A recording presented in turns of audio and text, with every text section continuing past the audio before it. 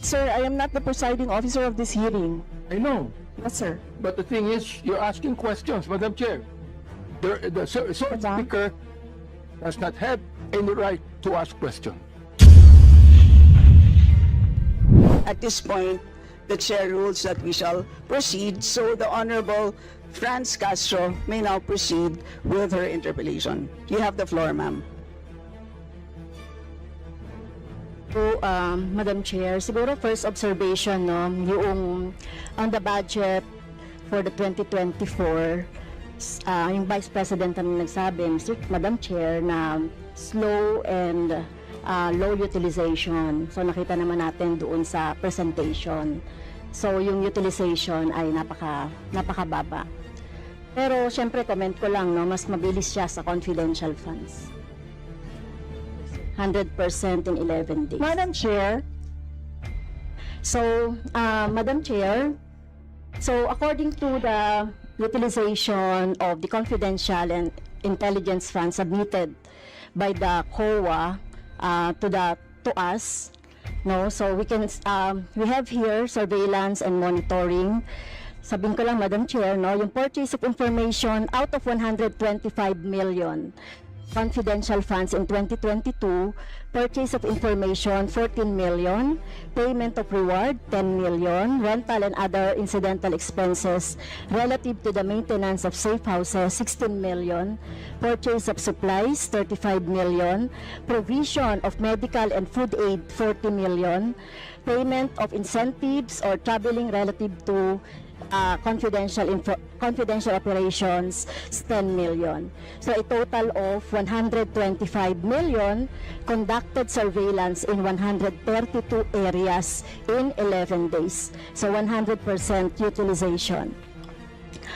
Madam Chair, I have also here a report about the notice of disallowance. According to the notice of disallowance, the COA disallowed 73,287,000 out of 125 million confidential funds used by the OVP in 2022. So this is 58.63% of the 125 million. So can you confirm, the Vice President? Madam Vice President. Madam Chair, since you allowed her a snide comment, you will allow me a snide comment as well. So my question is, Madam, can you yes. confirm? Yes. Yeah, okay. Diba? Okay. Yes, Madam Chair. So Before you proceed, may I remind both our guests and our resource You should have reminded persons her to when she said the refrain line, diba? I called your attention, Madam Chair. You did not recognize me. So, ngayon, sasabihin ko na, if you allowed her that, you allowed me a snide comment as well. I don't recall hearing a snide comment, Madam Vice President. Ang snide comment, that's a matter of judgment. So please proceed with Secretariat, Madam proceed, Chair, ma'am, I would like the with your- Secretariat to repeat the first 3 lines of the Well, comments. point of order, Madam Chair. Point of order, Madam Chair, kasi parang So let's please proceed with the Yeah. answer. point of order, Madam Madam Chair, kasi parang siya yung nagpe-preside eh. Yes, that's right. Kasi inutusan Madam mo Vice yung President. secretariat natin sa Committee on Appropriation. Yes. Alam mo, Support di ba? please. So, Yes. okay, thank you, Madam Madam Vice Chair. President, please proceed with the response. There's a question. Please proceed with the response. Madam Chair, I do not understand bakit a person convicted of child abuse is still sitting in a seat. Point of Of the order, House of ito yung sinasabi Representatives. natin na dinadivert ang usapan sa ating budget hearing. Kung nagawa po niya yan sa Senado, Madam Chair, dapat hindi natin yan pahintulutan dito sa Kamara. You allowed her a snide comment and then you will not allow Please wait a to be snide recognized. comment? Excuse me, our members and our guests. warned you. Please wait. Don't go into this rabbit hole. Please wait to be acknowledged before you speak. Okay, so at this point, Honorable Manuel. Madam Chair, again, it's another point of order kasi kapag may mga deliberation tayo, we should stick to the topic. Hindi pwede, Madam Chair, na dinadivert natin yung usapan para hindi natin sagutin yung tanong ng mga mambabatas natin. This is actually the best opportunity, formal proceedings, nakikita po ng publiko para malaman anong sagot ng Vice Presidente. So hindi po natin napapayagan ang ganong mga argumento na hindi naman tumutumbok dun sa topic natin. So, Okay, Madam Madam Vice Chair, President, there's I a will make this question. easy So for please, you. please make Sige, ma'am. your responses direct to the point. Sige, ma'am. I will make this easy for you. What rules are we using for this budget hearing? We have our rules Yes, ma'am. adopted by the Committee on Appropriations. Right, okay. We searched for that rule. So, we only found the general rules. So, we have a copy of the rules for the budget hearings. Well, as far as I'm concerned, mas importante ang rules para sa amin. Kayo po, ang kailangan nyo lang marinig is yung acknowledgement for you to begin to speak. Yun lang po ang pinaka-importante para sa guests. Sa totoo lang po. Yes, ma'am. So, ang pinaka-importante, yes, you may proceed. At saka po yung adjournment. Yun lang po. Yung termination po. Yun ang pinaka-importante lang po. For the rules, yun ang ay importante para sa members. But we may provide the copy to you. Yes, So ma'am. please proceed and answer the May we question. request a copy? Yes, yes, absolutely. But Yes. please, there is a question. And do you want us to repeat the question? And we will not penalize you on the time. I don't You can repeat the facts from the notice of disallowance. I will from need a the repeat Honorable of the Franz. question. Yes, Honorable Franz Castro, you may repeat your question on the notice of disallowance, I believe. Yeah, tama, Madam Chair. So according to COA, the notice of disallowance is amounted to 73,287,000 out of 125. At ito po, Madam Chair, yung mga breakdown ng mga disallowed na mga na mga purchases. So reward payment of 10 million, payment of rewards, various goods, 34.857 million, payment of rewards, medicines, 24.93 million, tables, chairs, desks, computer and printers, 3.5 million. So, ang question, Madam Chair, so yung letter A, B, and C, so nakita naman natin nandoon yung sa joint circular. How about yung ito, no? How about yung mga tables, chairs, desktop, computer, na umabot po ito sa 3.5 million. So, pwede bang maipaliwanag kung bakit ito pinurchase, Madam Chair? Madam Vice President. Madam Chair, I still request for the rules of the budget hearings. Okay, Vice President. gusto mo sagutin ko, ma'am. Yes, Madam. This is a hearing of the budget of 2025. Nasaan dito ang confidential funds? Yung tanong niya, Madam confidential Chair. funds. Nasaan dito? Honorable Madam Chair, Franz, you may ito yung continuing, continuing questions pa natin noong 2024, during the last budgets, hindi na ipaliwanag itong 125 million na alam naman natin na wala ito sa budget ng 2022. So, ito, Madam Chair, sa rule naman natin, lahat dito tinatanong no? So, according to the budget, whether it is in the past, kasi nakikita natin yung utilization noong mga budget, kahit na yung past years, ay pwede natin busisiin dito, Madam Chair. Tama ba ako, Madam Chair? I will agree with you, the Honorable Franz Castro. You may proceed, Yes, Madam ma'am. Vice Yun President. yung sagot ko, ma'am. Nasaan ang topic natin dito at ang pinasubmit ninyo sa amin is the budget proposal of 2025. Where in the budget proposal of 2025 is the item confidential funds. In aid of legislation nga ninyo, nakalagay nga doon sa rules ninyo, diba? The discussion should be germane to the topic. The topic is the 2025 budget proposal. Now tell me, Madam Vice Where President, the Honorable Franz Confidential Castro has already provided a sufficient explanation for why she asked the question. So please proceed with your answer. Madam Chair, It's a very why are we simple discussing question. the budget of 2023 and 2024? Honorable friends, Castro. So kung ayaw niya sagutin, Madam Chair, so let me go through na lang with my question kasi related naman ito. Remember, Madam Chair, pinestyon natin ito noong last year at yung 125 million na ito ay hindi ito maipaliwanag, no? Dahil nga confidential no? Nagtago sa word na confidential. At ngayon, kailangan nating maipaliwanag at it is in the interest of the people. Yung 125 million na ito, Madam Chair, kaya kailangan ito na mabusisi at kailangan ito maipaliwanag ng OVP. Kaya hindi tayo pwedeng questionin ng mga rules, questionin ng mga topic, etc. Dahil related din naman talaga ito sa budget, Madam Chair. Madam Chair, Yes, you may proceed. I request that the chairperson of the Finance Committee preside over this hearing. Madam Vice President, with due respect, you are not allowed to do that, Madam Vice President. You are not allowed to introduce any motion.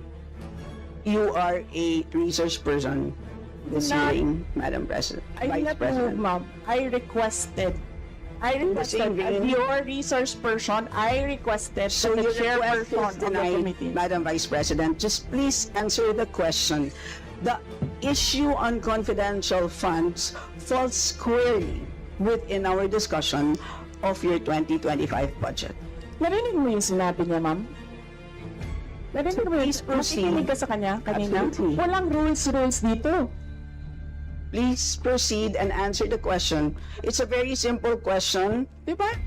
Please explain the specific spending on those items that she enumerated, amounting to a total of, Honorable Friends, do you want to Amounting repeat to a that? total of 73.287 million.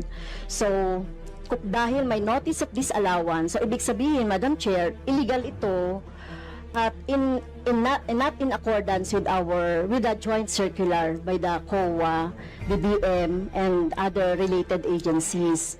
So, kung ito ay dinisallow, so ibig sabihin, illegal yung paggamit nito. Madam Chair, nitong mga items na binanggit ko po, Madam Madam Chair.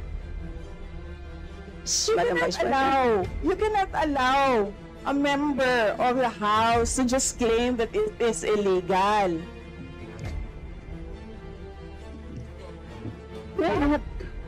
That is a notice of disallowance. That is a procedure inside the Commission on Audit. Hindi sa upuan niya.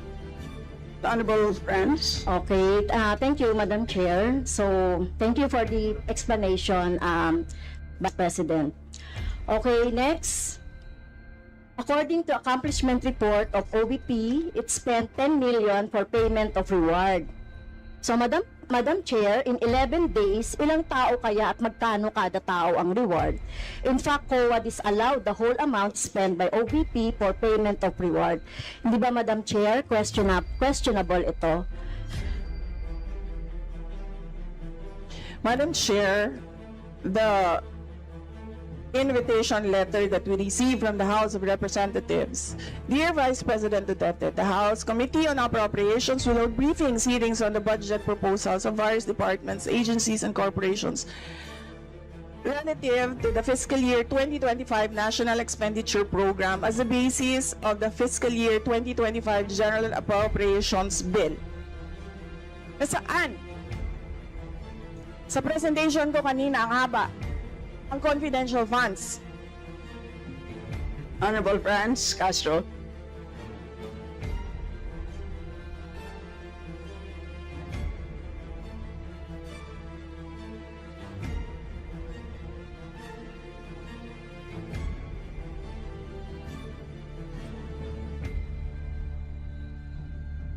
Can we request our technical people to fix the mic?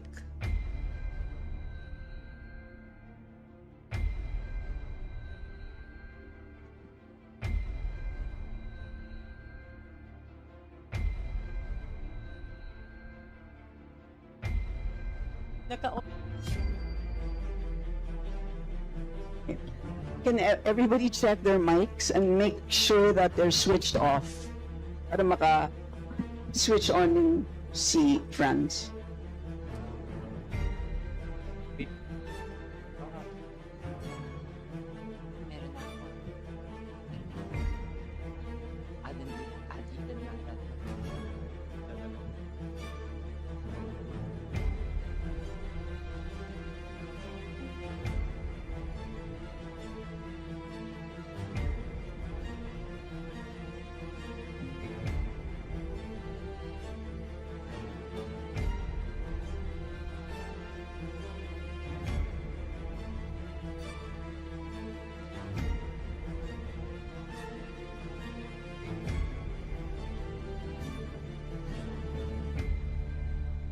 Madam Chair, point of order lang ulit, Madam Chair. Kasi kailangan lang nating ma-establish, I would assume hindi naman po pinanganak kahapon ng ating resource person. Practice po natin sa Madam House Chair, that is a bago polite po- remark. na para po tayo ay makapagtalakay ng budget na pinopropose para sa susunod na fiscal year, chine-check natin paano din gumagastos yung mga ahensya even in the current year and in the past year. Also, Madam Chair, Section 162, Rulings as Precedents, rulings on questions raised by members shall form part of the parliamentary practice of the House. At practice po natin since time immemorial na hindi lang po ang proposed budget yung tinatalakay. Kasi yung performance ay dapat bahagi din ng discussion. Yun lang, Madam Chair. Noted. Honorable Franz, could you kindly check if your mic works? Okay, thank you, Madam Chair. So yun po, no, yung sinasabi natin kanina, yung payment ng reward, the resource person can answer this. Questionable, tingin ko ay questionable ito. Okay? So, next, according to the accomplishment report, isa sa pinaggamitan ng OVP ng confidential funds ay yung provision of medical and food aid. This is not allowed under the Joint Circular number 2015-01 dahil kailan pa naging confidential fund ang pagbibigay ng ayuda, or kung ito naman ay ginamit sa mga ginamit na tao or informant in 11 days. So paano kaya ginamit itong 40 million na ito, no, para sa medical and food aid in 11 days, Madam Chair? So yun yung tanong ko. Kung dito ginamit doon sa mga aids, medical aid or food aid, pero paano kaya, Madam Chair, ginamit itong 40 million na ito as a medical and food aid ng ilang tao in 11 days? So yun po yung tanong natin, Madam Chair. Madam Vice President. Madam Chair, the subject of this hearing is the OVP 2025 budget proposal. We do not have an item of confidential funds in the OVP budget proposal. Honorable Franz. So, may I continue, Madam Chair? Isa sa bumubukol na confidential fund ng OBP noong 2022 ay nasabi ko na, Madam Chair, yung medical and food aid at saka yung mga purchase of supplies. According to the accomplishment report, the OBP spent 40 million now for medical and food aid in 11 days. So, ang ibig sabihin nito, Madam Chair, konting math, tumapatak na 3.64 million kada araw ang gastos, no, para sa food and medical aid. So hindi natin maintindihan, Madam Chair, paano ito ginastos in 11 days, no? 3.64 million kada araw dito sa item na ito.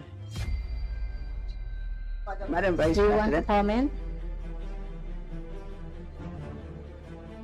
Madam Vice President. I did not call you, ma'am.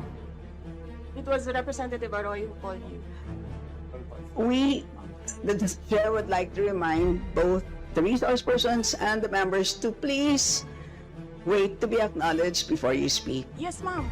So, Tinawag you mo mean, ako. yes, For what? to respond.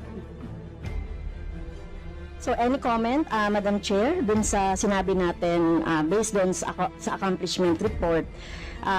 So kung gagamitan natin ng konting math, 3.64 million kada araw ang gastos para sa medical and food for 11 days. For how many people ba ito?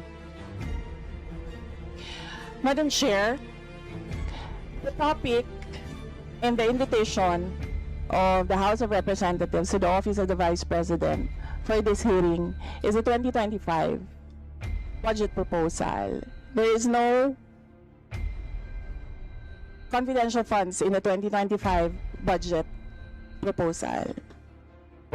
For the information of the body, the letter that we sent, our Madam Vice President, reads as follows. In the second paragraph, we noted the following topics to be discussed. Item number 3 is comparative budget allocation and utilization rate from fiscal year 2019 to 2023. That's item number 3. So I can provide you copies of the letter. So clearly, confidential funds spent in 2022 falls squarely within that. So, yes, Honorable Francie, may proceed. Yes, Madam Chair. So, mukhang hindi na tayo sasagutin ng hindi na ako sasagutin ng ating Vice President. So, sa bawat sagot kasi na ganyan ng ating Vice President, for the record, since ayaw magpaliwanag ang BP, so ibig sabihin nito, yung paggastos ng 125 million ay na pera ng taong bayan ay hindi maipaliwanag. So, yun lang, Madam Chair. Kaya hinihiling natin sa Vice President o OVP na kailangan na maipaliwanag itong mga sinasabing item dito. Anyway, Madam Chair, sa kanila naman nanggaling yung utilization of confidential and intelligence fund. And of course, ito lang naman ang hawak ko din dito, yung notice of disallowance. Kaya gusto talaga nating maintindihan, Madam Chair, kung ang notice of disallowance ay, so syempre, papaliwanag pa nila yan, kung paano, di ba? So, kailangan malaman din ng taong bayan na sila yung nagbibigay ng pondo para sa operations ng OVP at lahat ng mga agency. At kailangan yung maipaliwanag. So, hindi pwede yung ganyan na yung tactics na ganyan na parang parang sorry for the pusit, na kapag nasusukol na ang pusit ay nagaano ng maitim na tinta. So ayaw natin ng ganun, Madam Chair, kasi yung atin namang pinag-uusapan dito ay budget. No? So wag naman mag-ugaling pusit ang Office of the Vice President. Madam Chair, may I point of information only, Madam Chair? May I? Madam Chair, No, sorry, wait. Before you, I'd like to, before we proceed to the next person on the list, I believe that our former President, Gloria Macapagal-Arroyo, would like to interject. Observation made in relation to the point of order, because in the beginning, it was settled that the issue would be the 2025 budget. And in all our hearings, to what I recall, when we want to question something about performance, we question the 2024 budget, not the 2023 budget. What is being questioned now is the 2023 budget, which was discussed very extensively last year. And that is the reason why the House removed the confidential funds. So that issue has already been, to my mind, for purposes of the budget hearing, laid to rest. So that's my observation, Madam Chair. We know that, Madam former President, but of course we know that yung pong pondo ng 2023 ay of course pwede pa rin maging continuing appropriation hanggang 2024. So in the same way, 2022 pwede maging continuing pa rin 2023. At alam din po natin, last year pinagdebatihan po natin ng matindi itong 2022 confidential funds. And in fact, we left a homework for the COA. Sinabi natin sa kanila na kailangan nilang tapusin ang audit by November, I believe mid-November of last year. And since then, hindi na natin alam kung ano nangyari. So that's the reason for why tinatalakay natin ito. And it's a big amount of money. I believe we owe it to the people to understand what happened. Of course, tinanggal na natin noong 2024. Gusto natin malaman, tama ba yung ginawa natin? Kasi baka naman nagkamali tayo. So, I think it's worth assessing what we did in 2024 in order to know what to do in 2025. So with that, let's proceed with our next Madam Chair, interview. may I? Is this just a point of order? Not a point of order, but We will I only, just you may wish want to to be a be, rejoinder of what you may wish to be, unless it's a point of order, you may wish to be listed. I can put you here, sir. parliamentary inquiry, Madam Chair. Yes, you may Parliamentary inquiry. proceed. May I ask if the resource person is required to answer a question that is related to a commission on audit notice of disallowance when she already said she's not going to answer. Also, the notice of disallowance is addressed to the office of the Vice President. And just to make it clear, a notice of disallowance is not a judgment. It is a request. It is an order from the Commission on Audit for the particular office to explain what are the particulars. At saka hindi na yan legislation side. That is already on the accountability side in the budget cycle. So, my parliamentary inquiry, Madam Chair, is that nagsabi na nga siya na hindi siya sasagot and it is related to the COA notice of disallowance. And, just to add, sinabi na rin ni former President, it was thoroughly discussed in the previous year. In fact, tinanggal sa budget ng 2024 yung confidential fund. And we know that there's a pending case on that also. To discuss that further might somehow prejudice or be biased whatsoever. So, yun lang po, Madam Chair. Alright, salamat. On your inquiry, the only requirement is to provide a direct response on the question. Meaning to say, a response that is directly related to the question. Meaning to say, kung may question at ayaw niyo pong sagutin niyo ng diretsahan na hindi po ako sasagot dun sa tanong. Ang problema po kasi, ang response ay naging hindi related dun sa tanong. Halimbawa, may tanong, ang sagot ay paglalarawan doon sa nagtanong. So, hindi naman yon klaro na hindi yon directly related dun sa tanong. Kaya, yun po, I think it's a reasonable ask. If there's a question, you may or may not answer. You're not compelled. But you just please say, I do not wish to answer. That's it. At least we know it's a direct response. And with that, we move to the next Madam Chair. person on the list. Madam Chair. Madam Chair. Hindi na po tayo matatapos. Yan ang sinabi ko sa iyo kanina. Ayaw mo maniwala sa akin eh. Aabot talaga tayo ng bukas dito. Diba? Madam Chair. Is this an inquiry regarding... He said, Yes, and Yes, please, ma'am. I remind also our Yes, ma'am. resource persons to please act in a respectful manner. Pasensya na po, hindi po kasama sa poder ninyo ang pagpa-fire ng presiding officer ng hearing na to. So yes, you need to so proceed if po. you allow members of the House of Representatives lines like what you just said, like pusit, bakit mo ako kinukrucify for saying a fact that somebody is convicted of child abuse sitting in the chair? Pusit, and then I cannot fire the presiding chair. So bakit? Yes, we Bakit napaka one-sided nito, ma'am? noted po. Dahil ba madami kayo dyan sa kabila at nag-iisa ako dito? We note all your comments, ma'am, and let us now proceed. Thank you, ma'am. Thank you, ma'am. Madam Chair, point of order. Yes, the Honorable Benny Abante. I just came in and I hear this. We're not talking about the budget, we're accusing each other here. I'd like to find out from the resource speaker if this is the kind of hearing that we're going to have. Sir, I am not the presiding officer of this hearing. I know, Yes, sir. but the thing is, you're asking questions, Madam Chair. The resource speaker does not have any right to ask questions. Or do you have?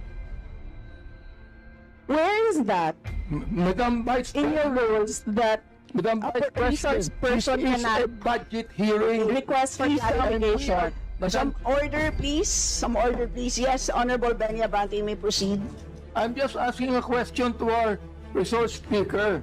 You know, because she's asking a question and she's accusing some of the members of this committee. I just would like to find out if we are the ones that have the right to ask questions and her right is to answer the questions of the committee. Okay, so we Yun lang po sa akin yung point of order, Madam Chair. Yes. You understand me, Salamat. Madam Vice President, am I right? No, sir. I'm gonna ask the chair to ask you to clarify what are my Yeah, accusations. please wait to be recognized, ma'am. Pasensya na po. So again, I'd like to remind our resource persons that you are here, you're invited to answer, to present, and you've done that. Thank you very much. And at this point in time, you're here to respond to the questions of our members, and we request you to please respond in a direct way.